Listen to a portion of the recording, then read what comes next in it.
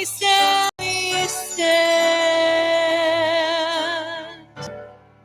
And if we can't stand, we sit. Or maybe just lean upon you. Oh, we lean upon you, 'cause you are able.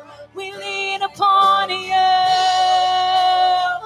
because you're able. We lean upon you, because you're able. We lean upon you, because you're faithful. We lean upon you, because you're faithful. We lean upon you, because you're always good. You're always good. You're always good.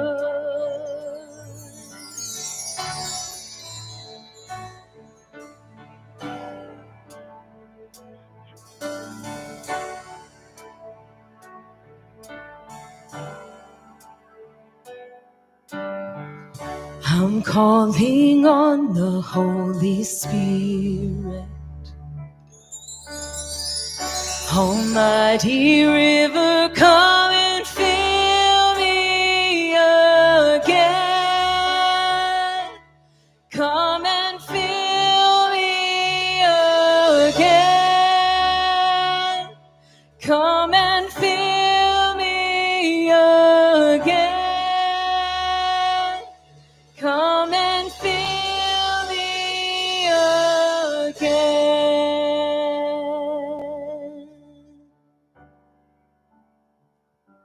Fill me again.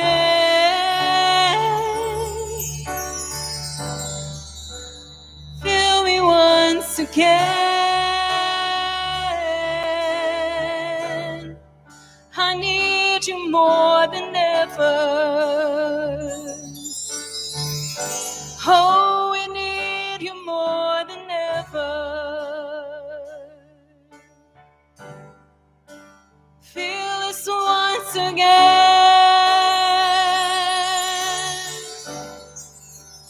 Fill us once again.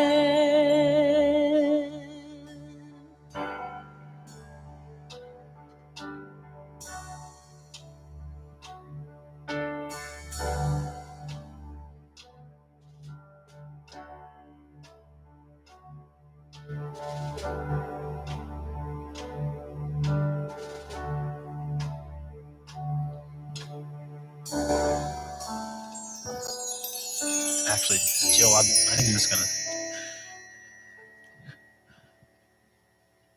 I'm just gonna go into my message.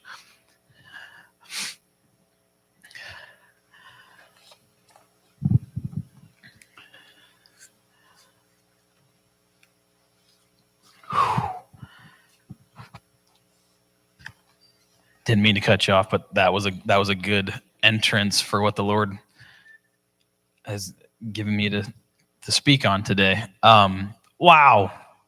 If I can't stand, I'll sit. And if I can't sit, I'll lean.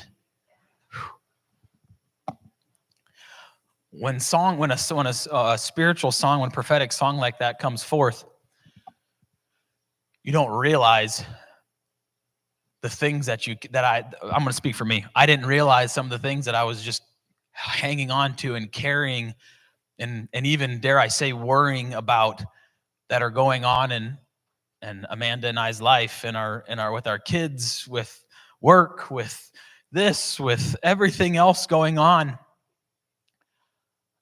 I didn't realize just how much I wasn't even standing.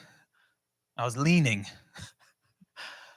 I was leaning on his goodness. I was leaning on his faithfulness. I was leaning on the same God of all of these men and women who have gone before us, of all of these imperfect men and women that have gone before us. And even as we sing about that, we always, we're singing the declarations from the written word of God. We're singing the stories of the faithful ones, of Moses, of David, of Mary, of Jacob, of all of the names that we sing, and we remember the faithfulness. That's why I felt it was such a good time to kind of stop and remember and think of our history as a nation, celebrating our independence, the 4th of July, the day we established, the day we declared our independence from control, from oppression, from whatever word it is that you want to use. But the Lord set a course for many, many men and women to do something that nobody's ever done before, to pioneer into a new place, to establish not just a government, but a covenant. The Lord is the Lord of covenants and promises. And what I want to do is I want to talk about this. I want to talk about the flag. That was given to me. One of my customers is actually Annan Flag down in Coshocton, and they make, hundreds and thousands of flags. And this was one that had a quote unquote imperfection in it. It was like 2 seams were messed up on one of the stars, so they can't sell it. So they donated it to me, and so I brought it in, and the Lord was just really having me focus on the Star Spangled Banner and the history of it. And it's an amazing history behind it. And I'm not sure if I want to share the whole thing, but maybe I can paraphrase it. And I know it's not super popular to talk about Christianity and politics, about spiritual things and things of the world and all this different stuff, but this is our home. This is our nation. This is where God seated us. This is where God planted us. I am proud of this nation. I'm proud to be an American. You know that song, I'm Proud to Be an American? Lee Greenwood sings it. He's got some amazing songs, patriotic songs. And it's becoming unpopular or even almost taboo or forbidden to mix in the plan of God and salvation, to mix in the purposes of why we're here and what the church is supposed to look like, and look at it through the eyes of being an American.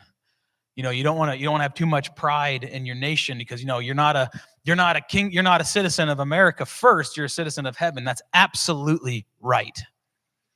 But the Lord, if anybody can argue with me, I'll argue with you, but I don't want to.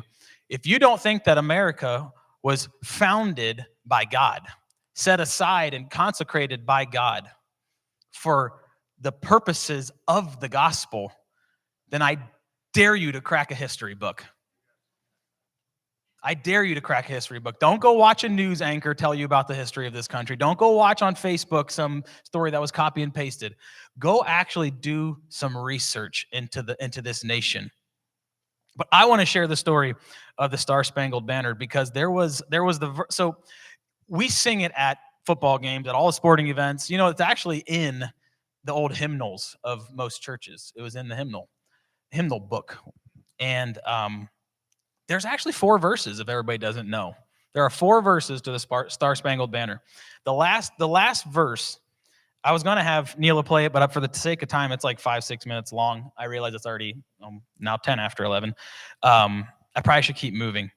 But the last verse stuck out to me when I actually heard it being sung by the Army something choir. Oh my gosh, there was like 120 of them. It was amazing. But they got to the last verse, and it says, "Oh, thus be it ever when free men shall stand between their loved homes and war's desolation, blessed with victory and peace, May the heaven rescue land praise the power that hath made us and preserve us a nation. Then conquer we must, for our cause it is just, and this be our motto, in God we trust. And the star-spangled banner forever shall wave, or the why am I crying? Or the land of the free and the home of the brave. Wow. And so I'm gonna give you a very brief version of the history of that, of where this started. It was written by Francis Scott Key. He was a 35-year-old lawyer, and he was negotiating. This whole thing started as to where he saw it, the perspective of where he saw this happen as to the song being birthed. He was negotiating release of a prisoner that was one of his friends. And so he took a boat out to a British ship out in the Baltimore harbor to meet with the captain to make the trade. Once aboard, his negotiation was successful. These men, these prisoners of war that were on that ship, were quote unquote free to go. But the commander of the fleet would not allow him or his comrades off the ship because he would give away their location and the plans that the entire royal fleet was coming to bombard Fort McHenry, which was the biggest fort on the eastern coast for all the trade. It was the last stronghold, I guess you'd call it, for our military in the War of 1812. The attack on the morning of September 13th, 1814. So here comes, and I have the details here, but I got to piece this together. There was 19 ships that were able to get in close enough. So the waters were too shallow and the whole fleet couldn't come in. So 19 ships came in. And on the morning of September 13th, 1814, the bombardment lasted 25 hours. While temporarily restrained to the British vessel, Key and his companions could do nothing but stand and watch as these ships rained shell after shell. They estimated around 1,500 rockets and shells were launched into the fort, which was only 2 acres. 2 acres is not a big area. And this is what he wrote on the back of a note that he had with him. He said, "It seemed as though Mother Earth had opened and was vomiting shell and shot in a sheet of fire and brimstone." Given the scale of the attack, he was certain the British would win.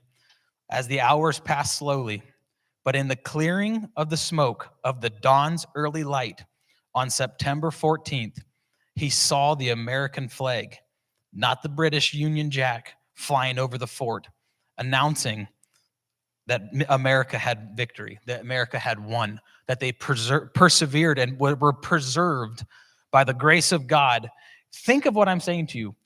1,500 rockets and shells were fired into a 2